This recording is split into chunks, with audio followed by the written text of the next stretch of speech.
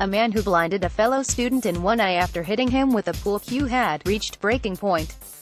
Adam Winter, of Limewalk, Headington, has already admitted inflicting grievous bodily harm but denies one count of GBH with intent following the attack on June 18, 2016.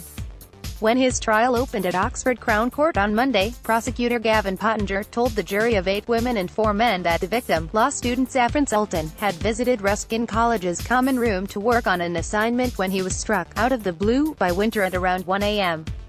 In an interview with police read out in court yesterday, however, Winter said he had lashed out and hit Mr. Sultan after the latter made a slew of sexist comments to his friends before calling him a racist. The 25-year-old, who reported the incident to police himself, told officers the attack had not been planned, and he had only hit Mr. Sultan with a pool cue because he was playing and it was in his hand at the time. He admitted he had massively overreacted, and said he had aimed to strike the law student between his shoulder blades, not realizing how badly Mr. Sultan was hurt until he heard an ambulance was being called. Winter said, "He had walked past me. He must have turned into the pool cue. I wanted to hit him just enough that he'd know it was time to go, but not enough to cause serious injury." He added, "Everybody gets to a breaking point at some point."